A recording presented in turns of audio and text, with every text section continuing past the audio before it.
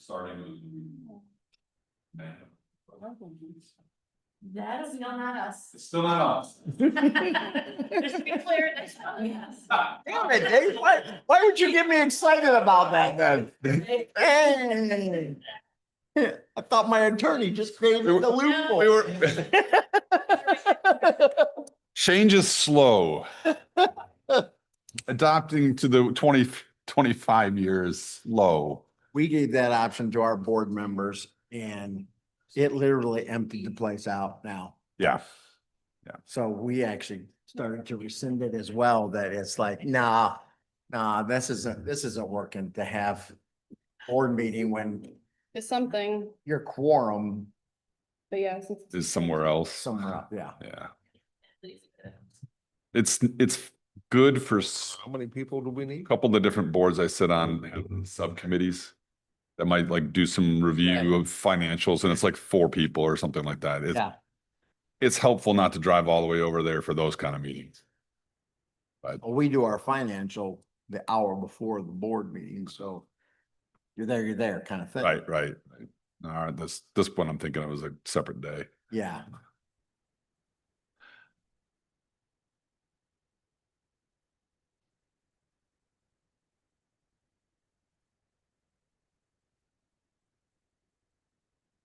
Well, since we have a quorum and it is 10 o'clock.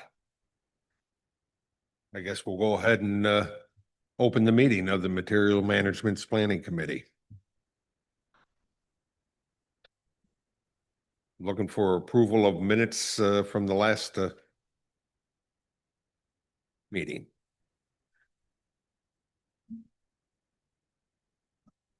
Move to approve.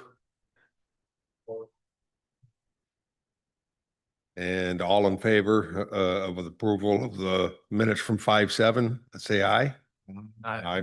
All of those opposed, say no, aye. It passed. Reports. And recycling report to. Sorry, in your packet, I have the pretty little monthly materials report. For April, we collected for waste hauling 4,869 tons, which was a little bit higher than the month before, but the happy news is that it is a lot lower than the previous year. Last year, same month was 5,640 tons. So that is a move in the right direction, less waste, and we actually have more haulers reporting this year.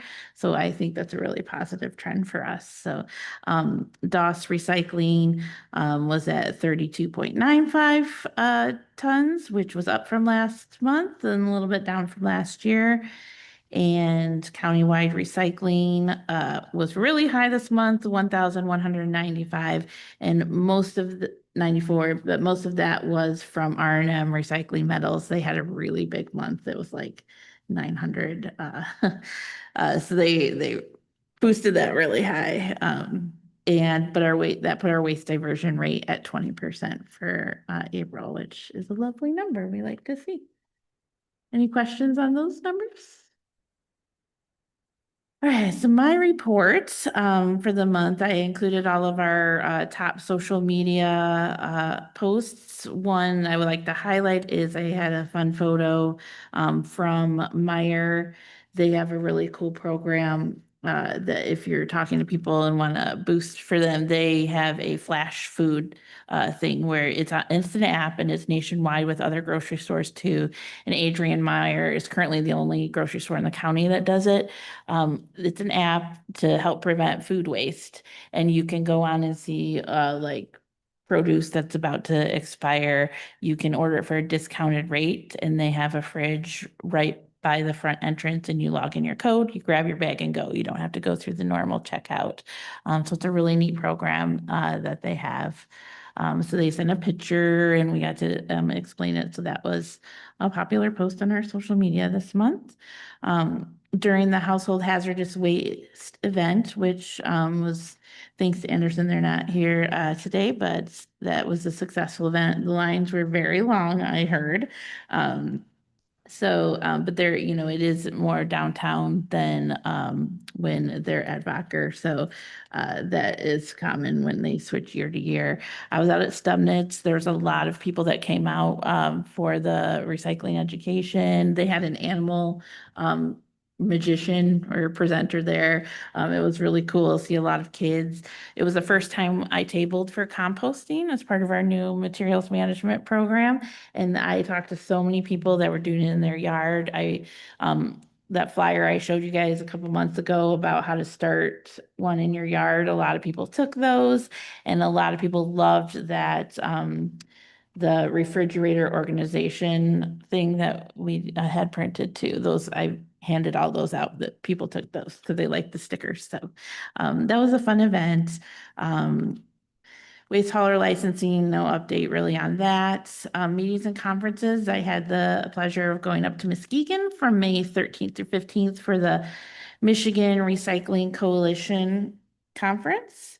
Some of the highlights were the Kent County Recycling MRF, which is they're a much larger county. Obviously, they include Grand Rapids.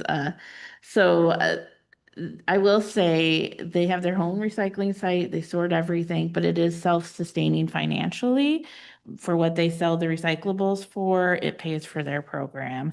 But it was probably a ton of money in infrastructure, and it's a beautiful building. They even had on the second story an education center with a classroom for kids and a walkway that you could walk over and see all the recycling being sorted. And it was just really cool. And then they also have a new, facility that burns waste to create electricity too, in Kent County. So they do have one landfill left. I think their other one is closing down, but their program is pretty self-sufficient right now, which I thought was neat. And I also got to tour the city of Grand Rapids compost site, which y'all know I love composting. And we got out there and got dirty and looked there, and it was really neat because it was right after Mother's Day. So there were people just dumping flowers in there. So it was pretty cool. And I attended the Southeast Regional discussion. We were the smallest county or smallest area representative in the Southeast region. But it was cool because some of the Ann Arbor people were like, "Oh, you're from Lenawee. We've been seeing your like blog posts and everything." So that was neat. But some of the key points that they talked about was that when we talk about composting and food waste, we can educate all we want, but if there's not infrastructure for people who want to participate, then how can they, So that is a need in the area. And then there's a lot of discussion about, and some of our waste haulers probably can identify with this, vapes and batteries.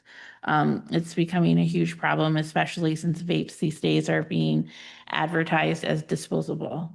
But they're causing fires in landfills and in garbage trucks. And but there isn't really a efficient way to say, bring your vapes here. And that's becoming a huge problem. And I anticipate that might be something as a committee we may need to work on in the future so that people know what to do with them. And even fire departments are reporting that people intellectually know I shouldn't just throw this in my garbage. So they're building up their vape drawer or whatever in their house, and that is causing house fires as well. So what is a good solution for those disposable vapes might be a topic in the future. So I thought that was really interesting.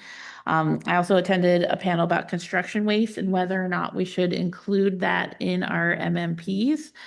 Because it is a huge contributor to what is going to the landfill, and a lot of it can be repurposed. And should there be any kind of legal language in our materials management plan for, we encourage cities when they're issuing construction permits to ask their construction sites to set aside scrap metal or sort thing, like what can we do as a committee to encourage less of that to go to the landfill? And I know sometimes when you're working with very little space and time and hauling fees, that's a big ask, but a lot of those materials are reusable and they're just getting sent to the landfill.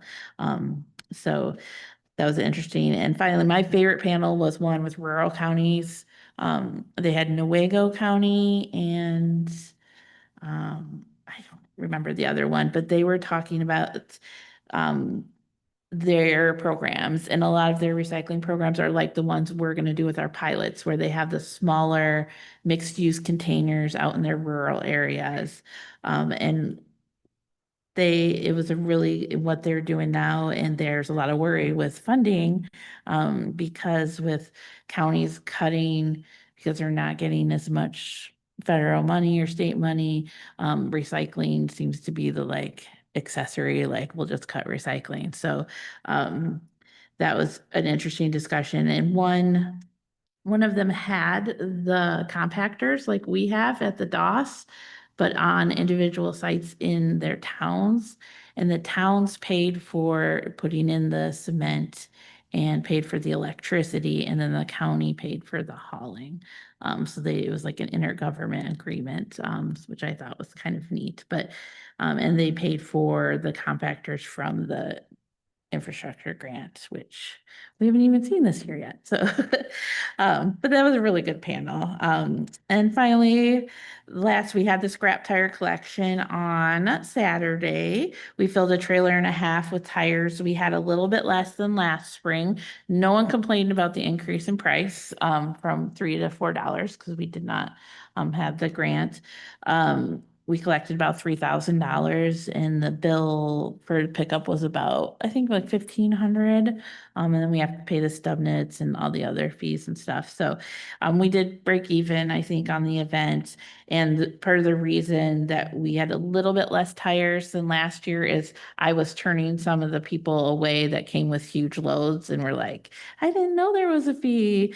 But now that we didn't have grant money for it, I'm like, no, I'm sorry, I can't take that. So, we would have probably had the same number of tires as last year, but it would have cost us more money, in the long run. So had to put my mean hat on and so not my mean hat, but it did say a fee, and, you know, it did say you can only bring 10 tires, and we had, one guy showed up with between 40 and 50 tires and said that he didn't know there was a fee, and, so I did turn him away. So, but in the end, it ended up, we had a little bit of, a kerfuffle at the beginning when one of our gates wasn't open, but we turned traffic around, and after the first hour, it smoothed out, and we had a successful event. And the kids from Maurice Spears were amazing again. They were a really good crew, and one guy brought them donuts because he came through on a second trip, and he felt bad that the boys were doing all that work, so he brought them donuts. So that was really sweet.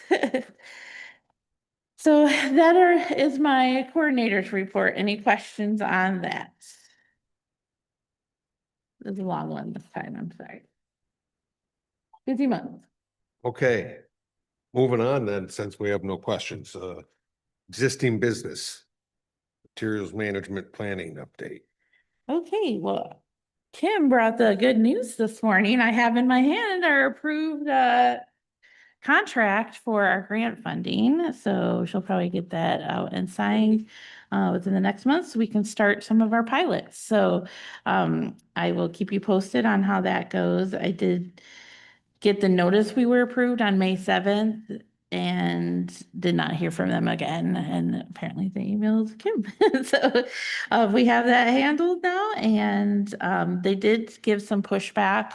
And I don't know what it means for the future of our program, that especially on the composting, they want us to have a more sustainable option that doesn't rely on the state funding, which the state funding is part of state law. And so that's what I said. We don't have a landfill to pay for this, and we're required to have a program.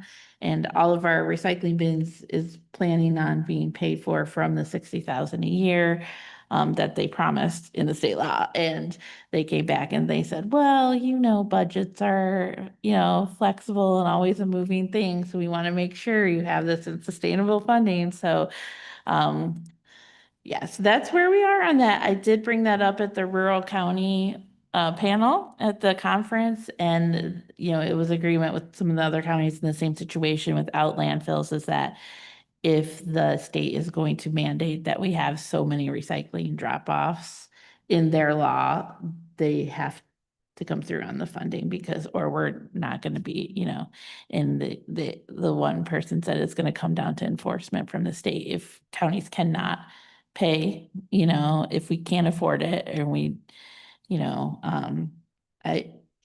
and we can't, and they can't, you know, require us if they're not gonna fund it. So that was kind of the gist of that. So we'll see moving forward.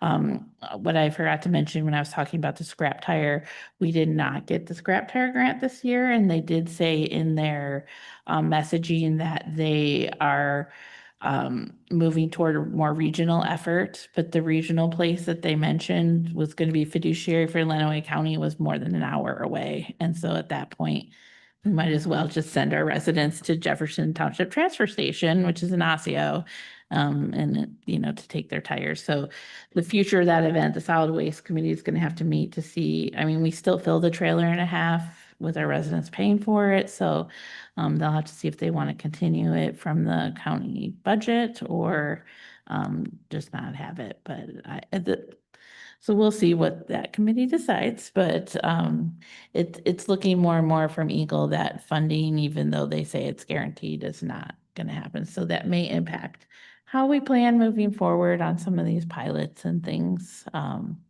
So I will keep you posted. We'll probably have to meet, you know, especially on the sustainability thing. If we're paying for hauling, that's not going to be sustainable in the future. So we may have to move to a membership, like we talked about before, to a member paid program as well on the organics. But we'll see. We'll have to sit down and see how it goes. So that is the currently the MMP management from update from my end. I will get to work now that we have money and let you know next month we'll have good news. Maybe we'll have a food drop-off place next month, so we'll see. All right, so on to the citing guidelines. This is just a basic rough draft, not even official, because I even have like, I will insert state law here, but I wanted to get something on paper, which is what you all requested last time. So I kind of did a combination of our current solid waste plan and some of the other counties that we have, and then I included some of the things that we wanted to have in our plan. Especially, John, if you have opinions too on the landfill ones, that would be helpful too. But I put in here that our ultimate goal is to reduce landfilling, but we recognize the need for waste disposal facilities. Therefore, the plan allows for siting of new facilities, but we encourage the addition of any we want to focus on facilities that will collect recyclable materials and composting in the area rather than just landfilling. And then I'm going to insert the different types of facilities in state law, but all of these are regulated by Eagle and local municipalities. So I put in there that, you know, the county really doesn't want to get involved with going out and inspecting every site, especially if we don't own them or whatever. So I have in our plan that the Lenawee County chooses to let the location of waste disposal facilities along with recycling and compost collection sites be controlled by the host municipalities through their normal zoning and site plan approval process. And all facilities must also follow siting requirements of the Michigan Department of Environment, Great Lakes, and Energy. So that clears us of having to do like site approvals or anything. However, these are the requirements we put for these. Any new or reopened landfills will be required, and this was in the old plan, to erect a recycling, processing center and composting area, which most landfills do now for yard waste. And then a surcharge, and then I just put what the latest surcharge was when we had the landfill and the Adrian landfill was open. But I did add that a monthly report of waste haulers dropping off materials, so we know who is hauling waste in our county, will be required, and a tonnage log of waste and recycling, which I think is what this committee has requested. John, does that seem, as a landfill person, does that seem reasonable?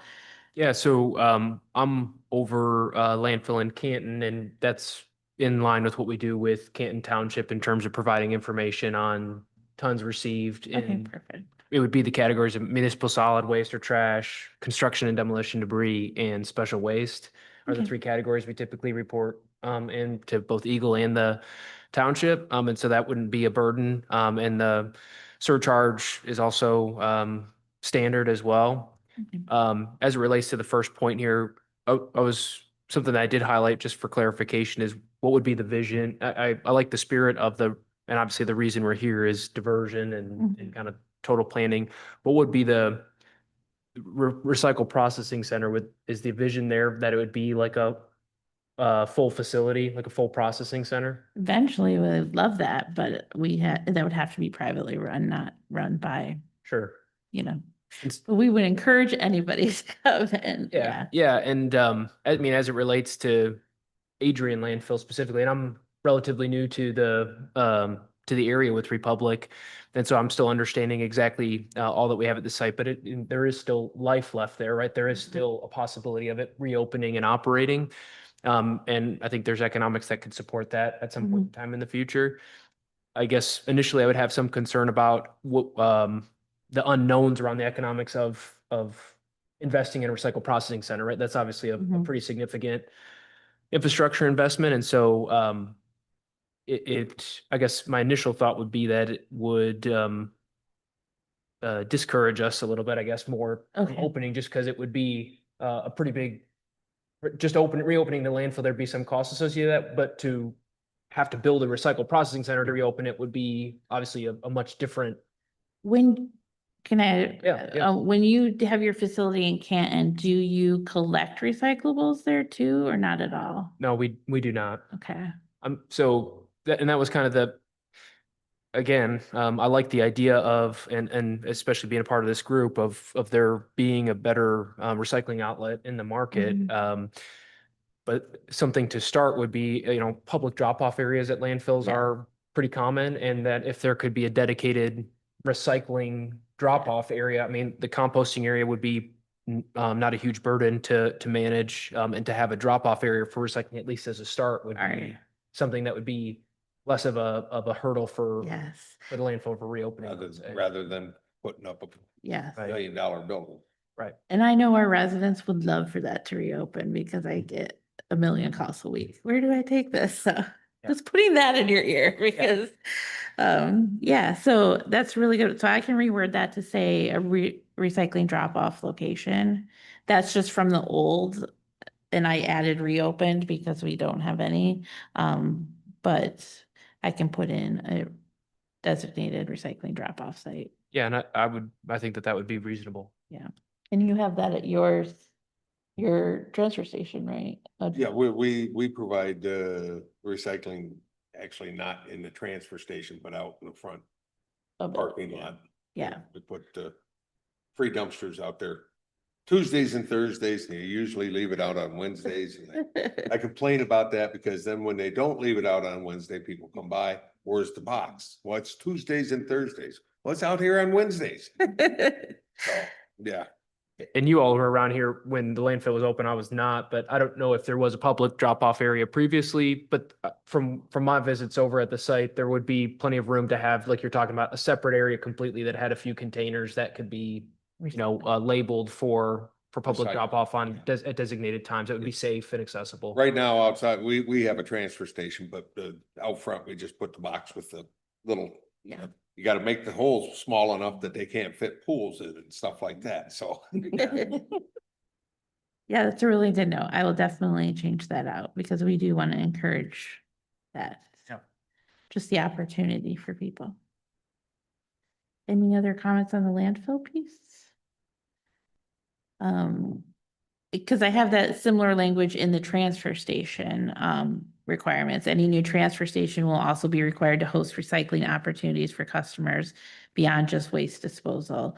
A monthly report, yeah, I just copied that same language. And I did put a surcharge agreement on here. I was not here when we had the transfer stations. I don't know if we had a surcharge on them before. Do you have the surcharge with your county for your transfer station? Well, we pay certain fees and It's kind of like when they bring stuff back, we gotta denote it, what county it's coming from. 'Cause Yeah. we service Lucas, we bring a lot of stuff from Lucas County, Yeah. stuff from Lenawee, Monroe. Because even if a transfer station, we would like for some of that to fund back into, having hazardous waste again and that sort of thing, because, so what, do you want me to include the surcharge in the wording of the citing requirements, or in what do you think would be a good surcharge? I would think a surcharge would be The You know, 90 cents? something we'd have to have, but I guess negotiable at the time when something goes up. Yep, Being again, reasonable. yeah, agree. I mean, like the 90 cents a ton, that's reasonable for, like you said, it's customary for a lot of places. Yeah, and again, speaking in a different market area, but we also have a transfer station in Detroit, and I don't recall what our fee is there, but I can kind of reference that and maybe provide some feedback. But we do have fees and similarly report Mm. which counties the waste is coming from as a part of our requirements for operating that site as well. So, but I would like the opportunity to maybe just do a little bit of research on that and Okay. report back to you. Yeah, we can definitely add language that's negotiable Yeah. upon, yeah. Because I know you have state tipping fees too, and they want to increase those, so we want to be mindful of that as well, but there used to be a lot more transfer stations within our county, and we have none at this time, so we definitely don't want to discourage it either, so. And then I put, and this more would apply to you, Joe, the collecting recyclable materials. Any facilities that collect recycle will be required to file a monthly tonnage log, which you do. And then this is for new places. If a new business starts, like we've talked about, a company that is collecting plastic bottles and using it to make their product. If they open it up to the community within 30 days, they need to notify the county of the recycling opportunities. So that way we can notify our residents and do a monthly tonnage log.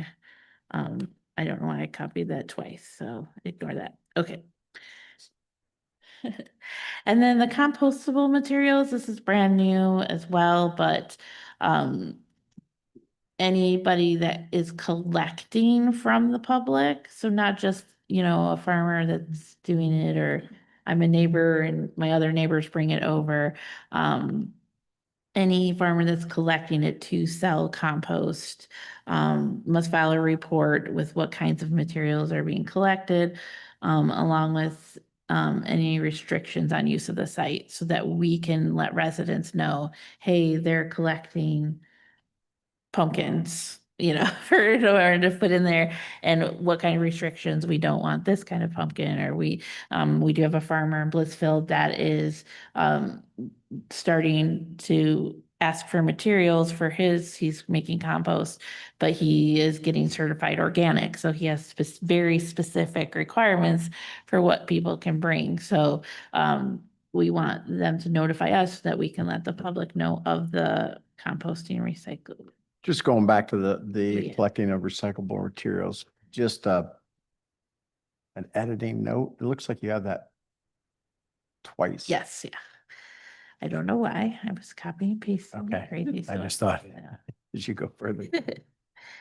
And then I don't know the legality of this. We would probably have to send it to our lawyer or whatever, but I know there a lot of those places that are collecting materials sell compost, and I don't know if there could be a surcharge on whether or not we can, 10 cents for every, bag of compost you sell, go to the county to help fund the food waste program. I don't know if that's something you want me to explore when we're doing citing.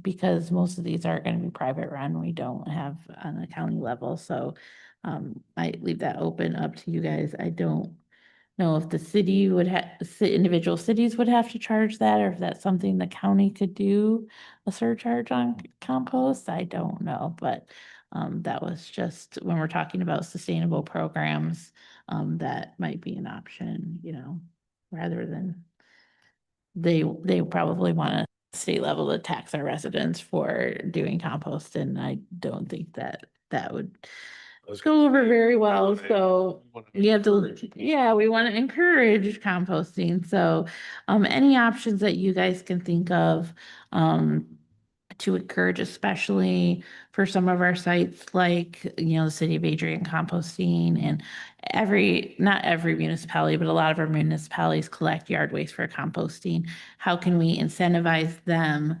to also collect food scraps, or at least vegetable and fruit waste with their yard waste? So maybe there is a surcharge, but if you also take food waste, we waive it, or I don't know. So as a committee, keep that in your mind before we approve these. That might be something that we want to, and Matt's not here from City of Adrian. I was hoping he could weigh in on that, because I know it is a little bit of extra work.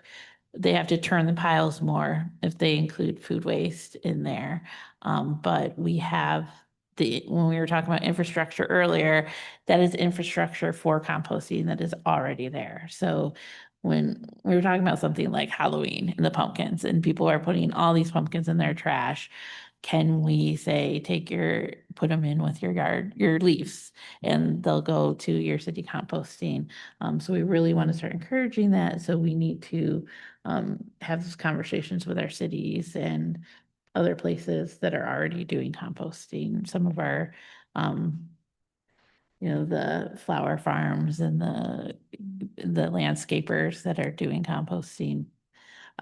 So that'll be for next week. Brainstorm some incentives that we could do to encourage that in the siting before we finalize it. So, any other thoughts on the citing procedures? This is very early draft. I mean, we have a while before we have to approve these, but any questions that you want me to bring forward for next time, or any suggestions on language or anything?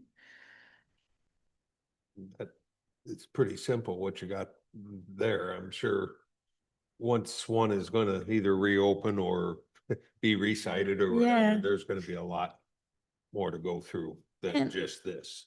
In the county, really, our municipalities have their own zoning laws, and we don't need to be in the business of getting out there and measuring, that they all have those, and Eagle does it as well. So we don't want to add a third obstacle for people of getting certified. We just want them to report their numbers to us so we can track our recycling in the county. So that's the goal with these citing. There are other counties that are stricter, but they have different demographics, and like Jackson's is stricter, but they also don't have, none of their cities have haulers. It's all private contract. So the county is more involved in the landfill process at that point too. So any questions on citing before we move on to enforcement? Okay, so this is again, it's not even a rough draft of how we went, but it's just some of the ideas that we kind of have gathered, and I wanted to make sure we're heading in the right direction before I worked harder on this and wrote more legalese language of our plan. But so this is kind of based on the conversation we had with the sheriff last time. Kind of, I created a step process before we referred it for prosecution or to deal with it. So, again, this is just working. We can change it. Nothing's approved, but, so upon first discovery or complaint of violation of materials management plan, so that can include illegal dumping if we know who did it, or someone not getting licensed, the waste hauler, or someone not reporting their numbers. We will contact the individual and notify them and give them a 30-day grace period to abate the situation. The program coordinator will document the interaction in her monthly report. So where I give out my monthly coordinator's report, I will include that documentation that this person is not in compliance, and I gave them the 30-day notice, just so we have that documentation for the police, because the sheriff was like, we need evidence documented. So that will be how that will be documented. The following steps will be taken in the event of failure to comply with the materials management plan after the grace period. The coordinator, the environmental health director, or the health officer shall give notice. I put all three of us in case, you know, I don't know, if something happens, one of us is gone and it needs to escalate or something. So either me, Casey, or Monica, will, give notice to the violators by certified mail. So we have the other piece of evidence that we notified them. It'll specify the location, nature of the violation. It shall indicate who the person responsible is, and they're required to fix the problem within 30 days. If the violation is not corrected in that time period, we will give them in writing by certified mail, again, more proof, the time and place of our next materials management planning committee meeting. So they have the ability to come, it's open to the public anyway, and tell you guys, this is why I am not licensed waste hauler, or why I illegally dumped at the DOS, and to present, or why I didn't do it. At the hearing, if they have the opportunity to show cause of why they had the violation, and shouldn't be ordered to be corrected. If they fail to appear or they're not correcting the violation within the time period, then the coordinator will prepare all the findings and create a complaint with the sheriff's department or the county attorney's office for follow up on however they want to proceed with that. So obviously the current solid waste plan, I'm not even get into the fines and the jail time. It'll be whatever's in the state law and probably based on what we have in our current solid waste plan. Sorry. Oh, That last yeah, sentence should or- be or the county attorney's office, because I was a little confused on that, the Yeah. sheriff's department of the county attorney. Okay. That's or, right? Yeah. It'd be one of the two. Okay, thanks. But I believe there's a fine or it's a misdemeanor, I believe, in the current solid waste plan if you don't comply with the solid waste plan. So we just haven't had the steps outlined very well in the existing plan. It's kind of there, but because it was written in 1999, it's not as specific as the roles and the exact steps. And like the sheriff said, we don't even do notice to appear anymore, which that language had. So this is what we have right now. I'm open to any other suggestions. Or anything on the process. Existing facilities obviously would be given advance notice of this Yes, policy, so they don't automatically suddenly become in violation. yeah, they will not. And I always, like for the renewal every year's, January 1st, obviously you want to have your new license. The haulers know that I like in November or October even start sending out here's your renewal form. So we are proactive about reminding them to re-up the ones that are existing. This will be we've had some people in the past that are smaller haulers that do service the county and they're like, I don't want to do this and pay and report, or there are people that are, the haulers that do the dumpsters that, they have never complied and trying to get them on board. So having a process in which we can say, we contacted them. Here's your 30 days, here's your other 30 days, come talk to us and then follow up with that. So. I was just gonna also add, so once we get this all done and we have a good draft of our plan, there's like an extensive period of, it goes out to the municipalities. I think there's even a public comment period, like Yeah. all that stuff is built into the law. So it's gonna go out far and wide. People are gonna be able to give us feedback on it.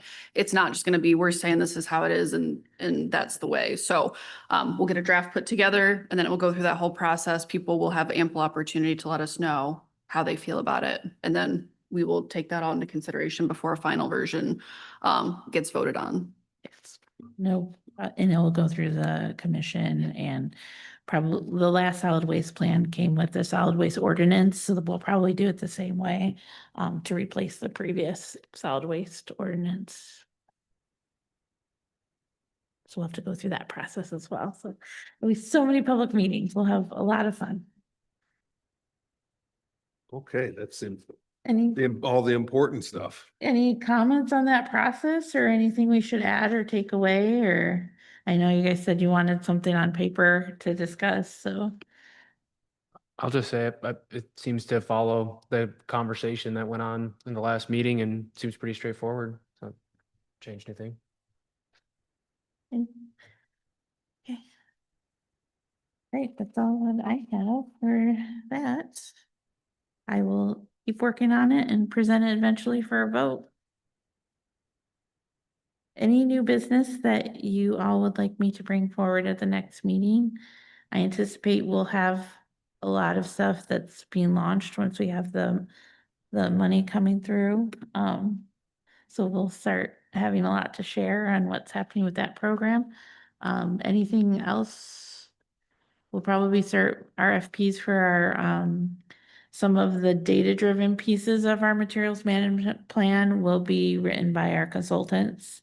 So they're gonna do the demographics and all the different things of, do we have enough disposal places for the population, which the answer is probably no, and what our goals are. We'll have to talk as a committee. Are we gonna encourage Republic, or whoever to come and help build up that again, in our community. But a lot of that, the data-driven work is gonna be done by consultants, so we will be doing an RFP soon. They're still figuring out if we're separating out the materials management. I don't know if Casey can talk. Are we gonna do another account? So can this committee approve RFPs, or do we have to call the solid waste committee? The budget is kind of interesting like that. It's gonna be like two different departments. Yeah, I know we were on hold waiting for whatever the language was with that, so we will have to review it and then figure out if we were going to split, because right now everything is in one budget, so that's kind of between like this committee and then our regular solid waste committee and our regular solid waste activities. We were going to split them out just to make it a lot easier to manage. I know that the preparation work has been done for that, but we were waiting on the actual contract, which obviously we didn't get till this morning. So we'll take a look at that and figure out, I assume we will go forward in splitting them because it just makes it a lot easier to keep track of things, but we will let you know. So next month, either you all will be approving the RFP for contractors, or we'll be calling the solid waste committee to approve it. To spend any money we want to approve. We'll figure it out. Yeah. Any other things you'd like to bring forward?